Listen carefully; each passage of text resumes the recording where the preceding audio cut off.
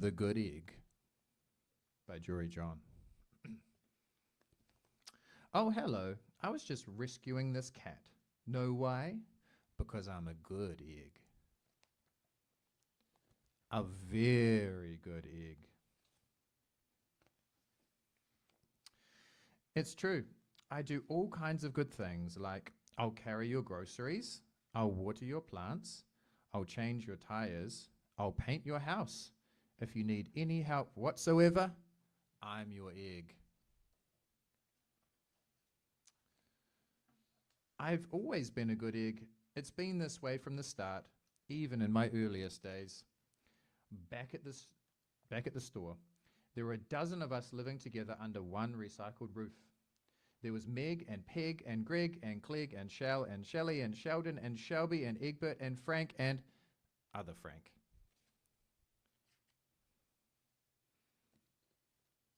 The other 11 eggs weren't on their best behavior. They weren't exactly good. They ignored their bedtime. They only ate sugary cereal. They threw tantrums. They cried for no reason. They broke their stuff on purpose.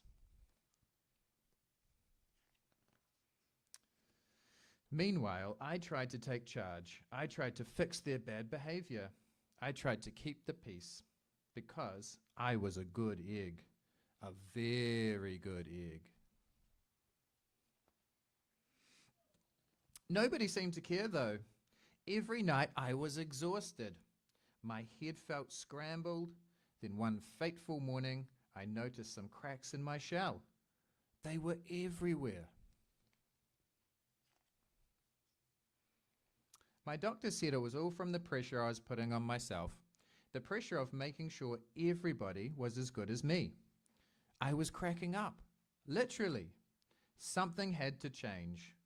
I'd had enough.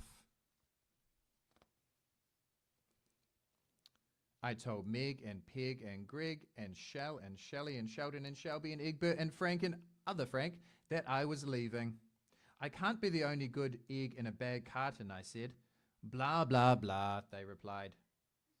I left that night. I wandered from town to town. The hours became days. The days became weeks. I lost track of time. I was alone. Out there on the road, under the stars, I really tried to focus on myself and what I needed. I took walks, I read books, I floated in the river, I wrote in my journal. I found simple moments to be quiet. I breathed in, I breathed out. I even started painting. For once, I found time for me. And guess what?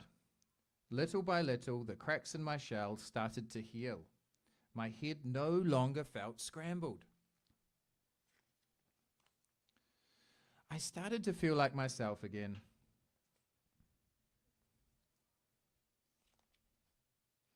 So I've made a big decision.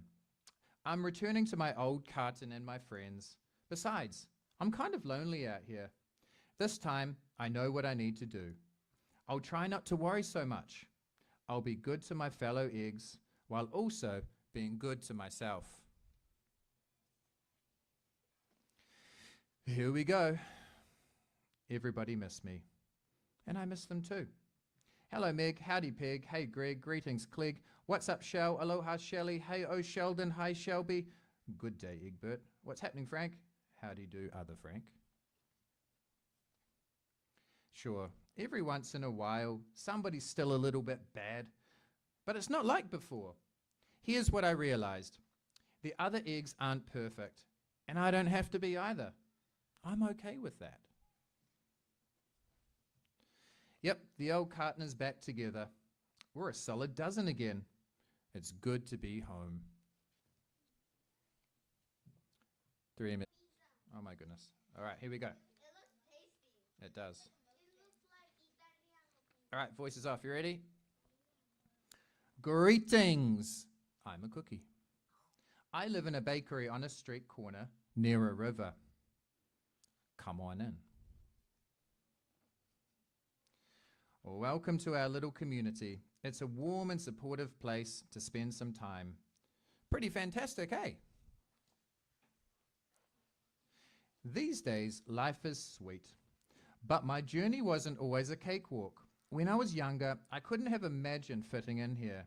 For a long time, I didn't feel comfortable speaking up or sharing my ideas. I didn't feel like I was a smart cookie.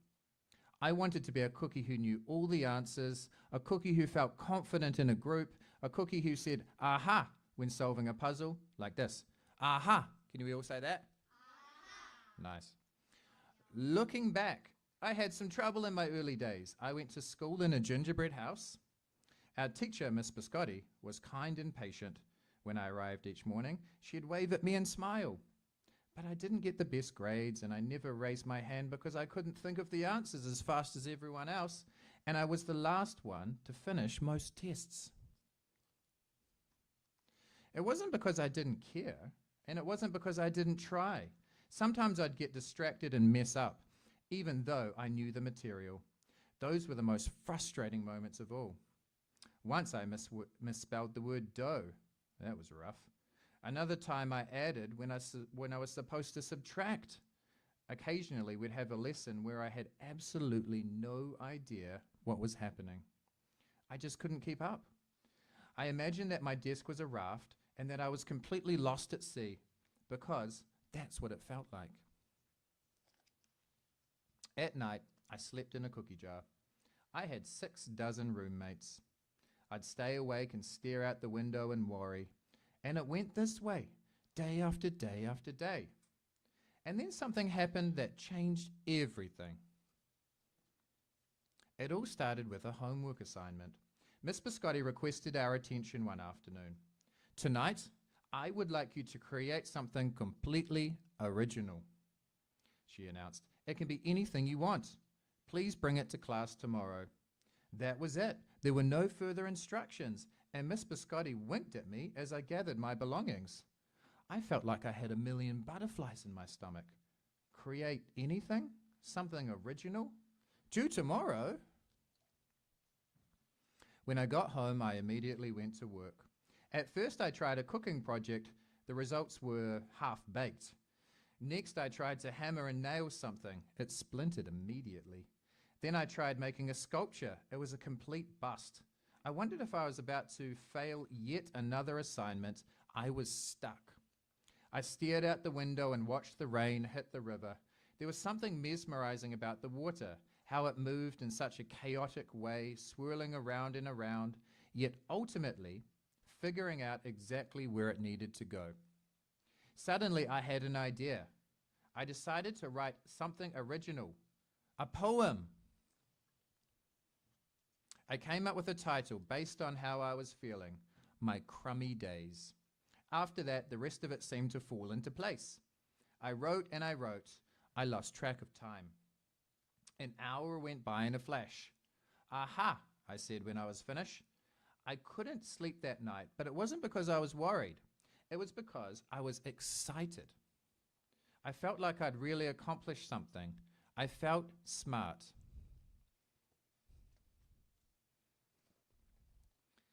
The following day, Miss Biscotti asked for volunteers to share what we'd created. One kid showed off his original frosting art. Another kid revealed her sprinkle distribution machine.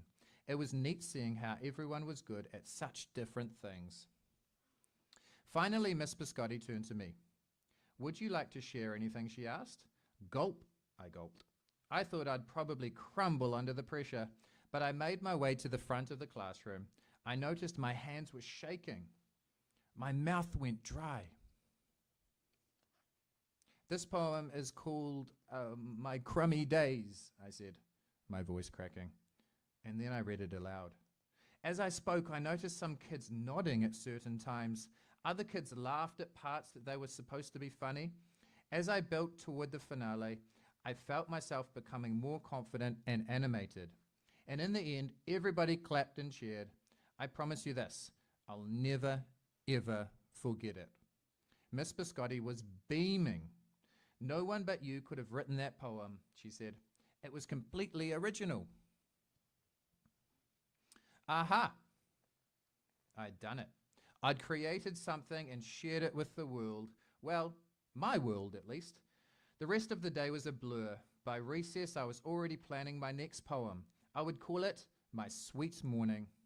Aha, I thought when I came up with the title. Later that afternoon, Miss Biscotti handed me a note. It said that I should keep on writing no matter what. That meant so much to me. School was a bit different after that. I wasn't so scared to raise my hand to ask a question or share my work. Sure, some things still don't come as easily for me as they do for others. But now I know that you can be smart in many different ways. You don't have to have the answers to every question or suddenly be great at everything all at once. You just need a chance to try all kinds of things to find out who you are and what you like to do. As for me, I learned that I can write and I can think up great ideas. And I've found plenty of other things I'm good at too. I no longer feel lost at sea. It's more like floating down a river.